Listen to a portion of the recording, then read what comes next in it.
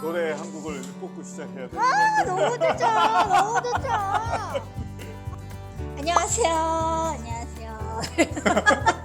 저의 멘토이신 이정희. 한때 지휘자님이라는 호칭이 붙어서 항상 지휘자님이라고 불렀었고, 권사님이시자 또 저의 멘토시고 사회적으로는 교수님이신 이정희 교수님을 모셨습니다. 와! 반갑습니다. 지선이가 대학교부터 네. 지선이라고 해도 되는 거니? 네, 지선이죠. 대학교 시작할 때부터 네. 교회에서 만나서 지금 20여 년째 이렇게 친하게 지내는 사이입니다. 아마 네. 그래서 아마 저를 불러주신 것 같습니다. 네. 꼭 제가 지휘자님으로 한참 부르던 3, 4년 정도의 시간이 흐르고 제가 사고가 있었고 사고가 나고 중환자실에 있었던 어느 시점부터 권사님께서 매일 큐티 나눔을 이제 그때부터 해주셨어요. 그때 이제 제가 교회의 시원성가대라고 하는 성가대를 지휘하고 있었는데 네. 그때 짝이 사고 소식을 어느 날 아침에 이렇게 받게 돼서 아마 제 아내랑 같이 이렇게 털썩 주저앉았던 그런 기억이 있었는데, 그리고 바로 병원에 갔고 우리가 잘 아는 것처럼 이제 그런 상황이 있었고, 지순이가 병실 중환자실에 오래 있었기 때문에 우리가 만날 수도 없고, 그래서 이제 엄마나 아빠가 지선이를 제한된 시간에 만나는 시간에 우리가 소통할 수 있는 방법으로 이제 큐티에 담아서 어떤 우리의 마음들을 이렇게 담아서 글을 올리고, 그러면 그걸 시간이 되면 병실에 있는 지선이에게, 누워있는 지선이에게 대신 읽어주고 했던, 그게 반년? 네, 아니요, 반년이 넘었을 것 9개월, 같은데요. 1년 뭐 이런 네, 정도. 네, 네. 네, 그런 그래서, 시간이 있었죠. 네. 어떻게 살다 보니까 물론 신앙적인 멘토를 이야기하셨지만 그 당시에 어떻게 하다 보니 사회복지에서도 멘토가 되셨고 네. 제가 조금 이야기를 더 해보면 이제 올해 안식년을 맞으셔서 한국에 오셨는데 저희 학교에서 이화여대 사회복지대학원에서 영성과 사회복지 과목을 너무 오랫동안 못 열었는데 가르칠 사람이 없다는 이야기를 이제 나누시는데 우리 이정희 권사님 영성과 사회복지를 전공하셨고 하실 수 있는 분이 한국에 오신다. 그래서 이렇게 연결해서 제가 이제 권사님을 한 학기 안식을 못 하시게 수업을 하면서 저도 이제 청강을 했었고, 한편으로 제가 지난 한 학기 권사님 수업하시는 걸 보면서 선생님이라면 저렇게 해야 되는구나. 가르치는 사람은 저렇게 하는 거구나. 교수들은 실습을 할 수가 없잖아요. 그냥 현장에 뛰어들어서 막 자충우들 하는 시기를 제가 몇 년을 지났는데 너무 좋은 멘토를 또 한 학기 수업하시는 모습을 보면서 배웠다. 네, 느낀 바 많은데요. 얘기하면서 차차 하도록 하겠습니다. 그 권사님은 그리고 저는 이제 요 얘기를 한번 해보고 싶은 생각이 들었는데, 혹시 지난 여름에 제가 막 한참 직장 문제로 힘들어하고 있을 때 해주신 권사님 얘기가 저는 되게 저에게 굉장히 고무적이었거든요. 혹시 그 얘기 하셔도 돼요? 공개적으로? 그럼 되지. 근데 네네. 네 얘기를 좀 더 깊이 해야 되는데 그것도 괜찮은 거야? 대강 해보죠. 직장 내에서 좀 힘든 거를 이제 뭐 관계 안에서도 사실 그게 제일 컸고, 오고 가는 것도 힘들었고, 그래서 너무너무 힘들어서 진짜 퇴사를 거의 이제 마음을 하려고. 먹은 상태에서 권사님 그때 이제 묵으시는 숙소에 가서 막 얘기를 하면서, 근데 그때 권사님 해주신 권사님 경험 이야기가 있었어요. 맞아요.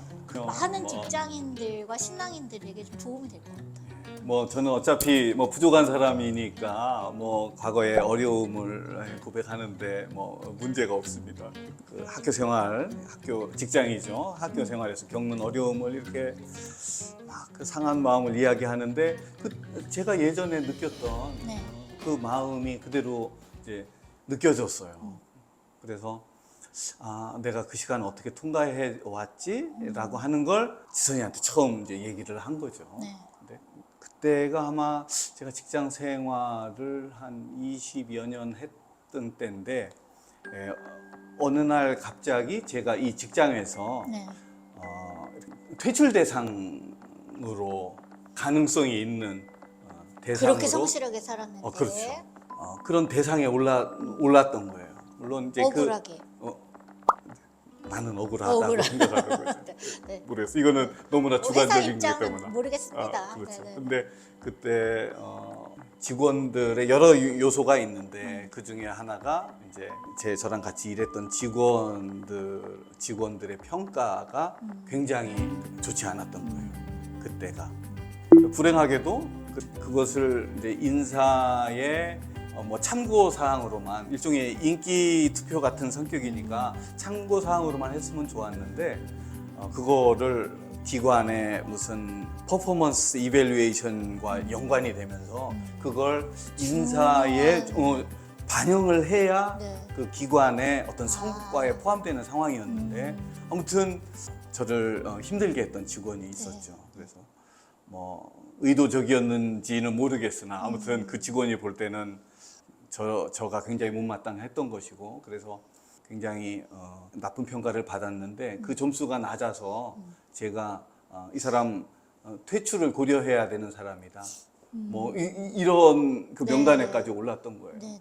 뭐 너무나 어처구니가 없는 일이기 때문에 그 직원을 징계해야 될 일인데 내가 거꾸로 피해자가 돼서 네. 그 직장에서 20여 년간 훌륭하다고 인정을 받았고 직장에서 뭐 유학도 보내주고 뭐 이런 그러니까. 성실한 직장 생활을 직장에서 해왔는데 뽑혀갖고 유학까지 석사하고 박사 수료까지 하고 오셨는데 그 결정을 받는 순간 너무 마음이 힘들었어요. 그래서 25년의 직장의 삶이 다 부정되는 그리고 크리스찬으로 그렇게 살아온 삶이 부정되는 듯한 그런 마음이 있었기 때문에 정말 나는 이건 사회적인 살인이다. 네. 그런 생각을 했던 거죠. 이거는 당연히 이런 그 수치스러운 일을 당하고 내가 이 직장에 계속 일을 해야 되나 그런 생각이 당연히 들게 된 거죠. 네. 그래서 그런 고민들을 아내랑 의논을 했는데 나 그만둬야 되는 거 아닐까? 수치스러운 이것을 그대로 여기에 아무 변명도 않고 있는다는 것이 견디기 어렵다. 그랬더니 그때 제 아내가 이제 그 얘기를 한 거죠. 하나님이 지금 이렇게 그만두는 것을 원하시지는 않는 것 같다라고. 이 직장을 그만두게 하시는 것이 하나님의 뜻일 수는 있는데 지금 이런 상황에서 그만두는 것은 하나님의 뜻이 아닌 것 같다. 하나님이 그만두게 하셔도 어느 순간 지금의 모든 수치와 부끄러움 이런 것들을 회복해 하시고 그때가 아마 그만둘 수 있는 때가 아닐까 신앙적인 조언을 했던 거죠. 그렇게 해서 그만두질 않고 직장 생활을 계속 거예요. 했는데 네. 그래 가서 견디신 거예요, 그거를? 견디고 있었던 거죠, 조용히. 나를 변호하거나 이렇게 나의 억울함을 막 증명해내기 위해서 이 사람 저 사람을 만나고 그것을 설명하고 이렇게 마음을 돌려놓기 위해서 애를 쓰고 그렇게 하지 않아야 되겠다. 아내와 나누었던 그것을 네. 약속으로 잡고 이렇게 잠잠히 있었던 거죠. 네. 그리고 1년 정도 후가 되었는데 1년을 그러면 그 자존심이 상한 상태로 견디신 건가요? 아니면 하나님께서 좋은 때를 주실 것이다. 소망 가운데 있네? 어떤 마음인 거예요? 글쎄 뭐 그런 확신은 없었죠. 확신은 없었지만 그냥 지금은 아니다. 애를 쓰는 거죠. 네. 네. 그게 뭐 필이 왔기 때문에 내가 뭐 이걸 잡고 나는 그때까지 뭐 그게 아니고 네네. 뭐 막연하고 과연 그런 일이 일어날까? 그럴 수 있을까? 뭐 이런 생각이 들지만 어떻게 보면 의지를 조금 가지고 있는 의지를 발동해서 그것을 붙잡고 있는 거죠. 네네. 그걸 1년을 1년 을. 보내셨어요. 네. 근데 제가 네. 이제 연구 부서에 있었는데 한 해 연구를 결산하는 이런 발표회 자리가 있었어요. 그때 뭐 제가 나름 뭘 연구한 했어? 것을 응, 응, 했어. 이렇게 발표했어. 임원들이 모인 자리에서 이렇게 발표를 한 거예요. 네, 네. 네, 나중에 알게 된 거지만 그때 기관장께서 제 발표를 듣고 굉장히 그 깊은 인상을 받으셨던 거죠. 떡잎을 알아보는 기관장이었어. 떡잎부터. 아, 그때 뭐 나이가 얼마인데 떡잎이야. 아니 그래도 이게 연구자로서. 그리고 얼마 지나지 않아서 그때 연구원들하고 같이 식사하는 자리가 있었어요. 분위기 좋게 같이 식사를 막 하면서 그 기관장께서 이렇게 얘기했죠. 뭐 어려움 있으면 지금 이런 자리에서 심지어 이렇게 얘기하라고. 한번 얘기해봐. 그때 제가 그 기관장 옆에 이렇게 앉아서 이렇게 식사를 했는데 갑자기 마음속에 드는 생각을 그 얘기. 그렇지. 나의 내가 억울함. 1년 전에 받았던 그 억울함을 한번 토론을 해보자. 제발 제가 1년 전쯤에 이런 일을 당했던 당사자인데 그걸 한번 자세히 다시 한번 조사를 좀 해보시면 좋겠다. 여론몰이를 하고 뭐 이렇게 해서 제가 이렇게 했는데 그런 것들을 뭐 좀 조사를 하셔가지고 과연 그것이 타당한 일인지 막 그런 얘기를 하고 싶은 거예요. 네. 좋은 기회니까. 너무 좋은 기회죠. 그런데 제 마음 가운데 스탑. 그렇게 하지 않아야 되겠다 생각이 든 거예요. 왜냐하면 하나님께서 내가 나를 구명하지 않아도 나를 구명하기 위해서 애쓰지 않아도 하나님께서 하신다. 하나님의 때에 하나님의 방법으로 하나님이 내 모든 수치를 회복시키실 것이다. 보통의 인간이라면 기회가 왔구나 그럴 수 있는데 아니 저도 그런 마음이 처음에 들었다니까요. 그렇게 들어서 그렇지 한번 이 기회에 막 그랬는데 그 순간에 또 다른 내면의 목소리가 들린 거죠. 스탑. 아니다. 꼭 이런 방법으로 내가 하지 않아도 하나님이 하실 거라는 확신이 있었던 거죠.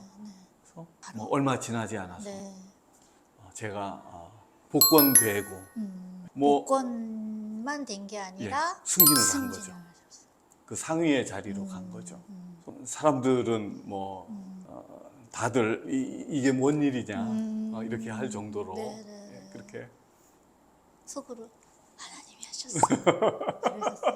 그래서 저의 그런 억울함을 하나님이 그렇게 정말 풀어주시는 은혜로운 경험을 이렇게 했는데 우리 지선이가 또 직장에서 그런 내용은 다를지언정 큰 맥락에서 보면 느꼈던 감정은 비슷하죠. 그래서 분명히 하나님께서 나를 그렇게 다루신 것처럼 분명히 이렇게 억울하게 도망가듯이 이렇게 하시지는 않을 거라는 그런 확신이 우리가 그걸 통과해 봤으니까 그래서 그걸 우리가 자신 있게 얘기할 수 있었죠. 그 자리에서 뭘 아시는 것처럼 저한테 지선아 하나님이 너 이렇게 망가뜨려진 대로 끝나게 하지 않으신다. 이렇게 도망치듯이 나가게 하지 않을 것이다. 그 얘기를 하니까 사고 때도 하나님이 왜 그랬는지 아무튼 나한테는 지선이가 이렇게 인생이 망가지는 걸로 끝나지 않을 거라는 그런 근거 없는 확신이 우리 안에 주어져서 그냥 그거를 이렇게 담대하게 우리가 막 나누면서 그렇게 그 시간을 보낼 수 있었던 그런 기억이 또 퍼뜩 나는데 그런 것처럼 지난 여름에도 그랬던 것 같아요.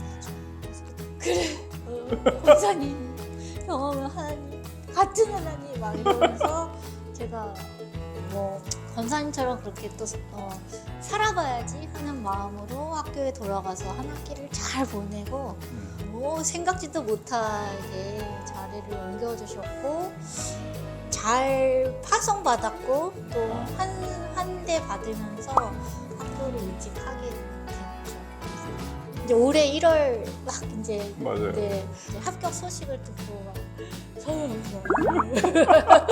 그때 한국 시간이 12시가 지난 12시가 아마 지난 그때인데 우리 통화할까? 그러니까 통화하자고. 그래서 이 시간에 통화? 그래서 잘 수가 없어. 그래서 통화했던 그런 기억이 나네요. 너무너무 참 믿음의 선배와 멘토가 있어서 또 저도 이 은혜를 덕분에 네, 또 잘 누리고 오래 이렇게 누렸던 것 같아요.